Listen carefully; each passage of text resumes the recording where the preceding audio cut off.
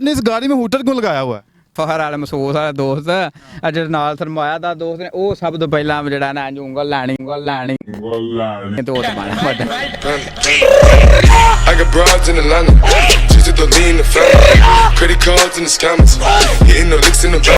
अस्सलाम वालेकुम नाज़रीन, मैं हूं आपका मेज़बान रऊफ़ खालिद और आज मैं मौजूद हूं गुजरात में।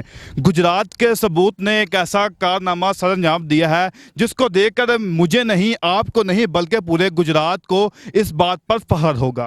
ये जो आप मेरे साथ गाड़ी देख रही हैं ये टोटली जुगाड़ बेस गाड़ी है। मेरे कहने का मतलब ये है कि जो इसमें पेट्रोल का टैंक लगा हुआ है वो मोटरसाइकिल की टैंकी है, जो इसमें जिस इंजन लगा हुआ है वो रिक्शे का इंजन है और ये एक गाड़ी की तरह चलती है।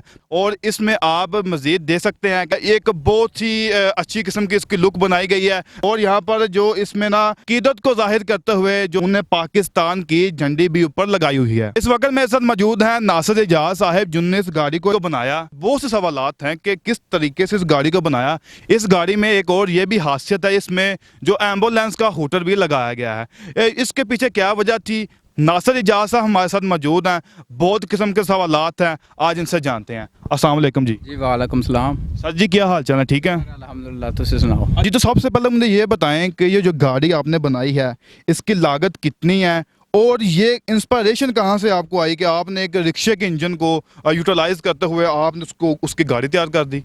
ਜੀ ਪਹਿਲਾਂ ਮੈਂ ਇੱਕ ਬਣਾਈ ਸੀ 2016 ਵਿੱਚ, ਉਹਦੇ 'ਚ ਮੈਂ 70 ਦਾ ਇੰਜਨ ਲਾਇਆ ਸੀ। ਉਸ ਤੋਂ ਬਾਅਦ ਮੈਂ ਸੋਚਿਆ ਕਿ ਇਸ ਤੋਂ ਬਿਹਤਰ ਮੈਂ ਬਣਾ ਤੇ ਉਸ ਦੀ ਕੋਈ ਸਪੇਅਰ ਪਾਰਟ ਕੋਈ ਚੀਜ਼ਾਂ ਪਈਆਂ ਹਨ ਉਹ ਲੀਆਂ ਲਾ ਕੇ ਕੋਈ ਤਕਰੀਬਨ ਅੱਗੋਂ ਹੋਰ ਚੀਜ਼ਾਂ ਨਵੀਆਂ ਕੋਈ ਕਬਾੜ ਵਿੱਚ ਲਈਆਂ, ਕੋਈ ਜਿੱਥੋਂ ਆਉਂਦੀਆਂ ਟੋਟਲ ਹਰ ਇੱਕ ਚੀਜ਼ ਦਾ ਮੇਰੇ ਕੋਲ ਸਬੂਤ ਹੈ। ਕੋਈ ਬੰਦਾ ਆਖ ਵੀ ਆ ਤੂੰ ਨਹੀਂ ਬਣਾਈ, ਕਿਉਂਕਿ ਅਕਸਰ ਆ ਤੁਸੀਂ ਮੇਰੇ ਸਾਥ ਆਏ ਰੋਡ ਤੇ ਕੱਢੀ ਹੋਵੇ ਤੇ ਪੇ ਜੀ ਆਂਦੇ ਨੇ ਆਪੋ ਬਣਾਈ ਜੇ ਤੇ ਟੋਟਲ ਇਹਦੇ ਵਿੱਚ ਜਿੰਨੀ ਹਰ ਚੀਜ਼ ਲੱਗੀ ਹੈ ਨਾ ਤੁਸੀਂ ਵੇਖ ਲਓ ਸਾਰੀ ਹੱਥਾਂ ਨਾਲ ਬਣਾਈ ਹੈ। ਠੀਕ ਹੈ, ਕੋਈ ਮਸਲਨ ਜਾਂ ਮਕੈਨੀਕਲ ਜਿਹੜੀ ਹਰ ਚੀਜ਼ ਟੋਟਲ ਹੱਥੇ ਨਾਲ। ਜੇ ਅਗਰ ਐਂ ਦੀ ਚੀਜ਼ ਤੁਹਾਨੂੰ ਕਿਧਰੇ ਦਿਸ ਪਵੇ ਤਾਂ ਮੈਂ ਤੁਹਾਨੂੰ ਫ੍ਰੀ ਦਿਆਂਗਾ, ਜੇ ਕੋਈ ਬੰਦਾ ਆਖੇ ਤੁਸੀਂ ਆਪੀ ਨਹੀਂ ਬਣਾਈ ਤੇ।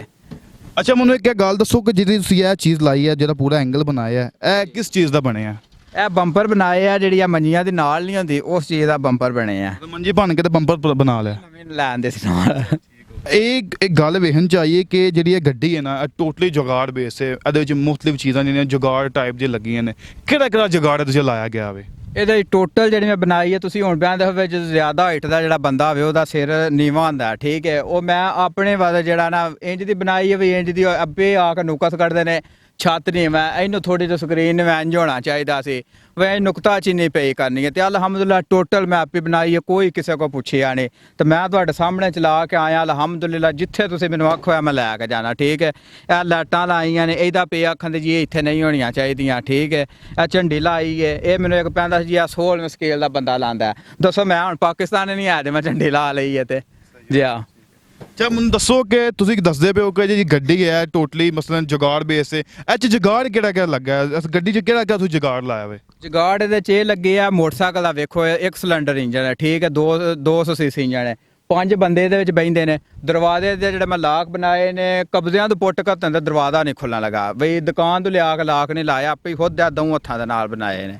ਤੁਸੀਂ ਇਹਦੇ ਵਿੱਚ ਨਾ ਮੋਟਰਸਾਈਕਲ ਦੀ ਟੈਂਕੀ ਲਾਈ ਹੈ, ਠੀਕ ਹੈ, ਇਹ ਟੈਂਕੀ ਬਾਹਰ ਲੱਗ ਸਕਦੀ ਹੈ, ਇਹਨੂੰ ਵਿੱਚ ਕਿਉਂ ਲਾਇਆ ਜੀ? ਬਾਹਰ ਇਸ ਤੋਂ ਨੇ ਲਾਈ ਕਿ ਜਿਹੜੇ ਆਪਣੇ ਨਾਲ ਦੇ ਜਿਹੜਾ ਸਰਮਾਇਆਦਾਰ ਦੋਸਤ ਨੇ ਨਾ ਉਹ ਜਿਹੜੇ ਲਿਆਉਂਦੇ ਨੇ ਸਭ ਤੋਂ ਪਹਿਲਾਂ ਢੱਕਣ ਪੁੱਟਦੇ ਨੇ ਵਿੱਚ ਕਿੰਨੇ ਦਾ ਪਾਈ 100 ਦਾ ਕਿ 50 ਦਾ ਤੇ ਇਹ ਪੁੱਛਾ ਡਿੱਕੀਆਂ ਜੰਮਦਿਆਂ ਜਾ ਕੇ ਪਿਆ ਉਂਗਲ ਪਈ ਲਈ ਤੇ ਉਸ ਬਾਅਦ ਮੈਂ ਵਿੱਚ ਲਾਈ ਅੰਦਰੋਂ ਲਾ ਕੇ ਤਾਂ ਲੱਗੇ ਆ ਜੀ।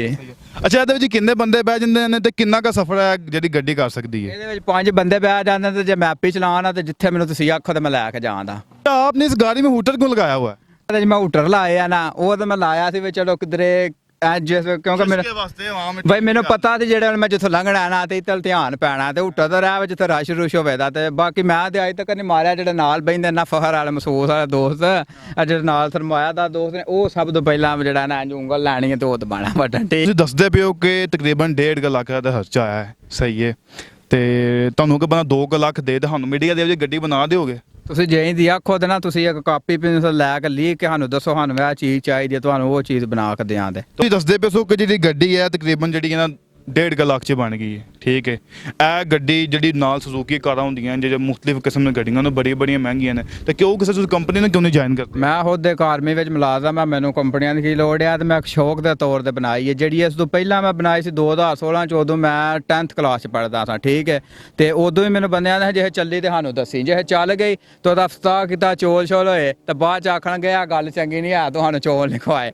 ਬਈ ਬਜਾਏ ਪਹਿਲਾਂ ਬਿਸਤੀਆਂ ਵੀ ਖੱਚ ਮਾਰਨੀ, ਤੇ ਜੇ ਸਮਝਿਆ ਨਾ ਚੱਲ ਗਈ ਹੈ ਤੇ ਆ ਗੱਲਾਂ ਚੰਗੀਆਂ ਨਹੀਂ ਆ, ਤੁਹਾਨੂੰ ਚੋਲ ਨਹੀਂ ਖਵਾਏ, ਠੀਕ ਹੈ।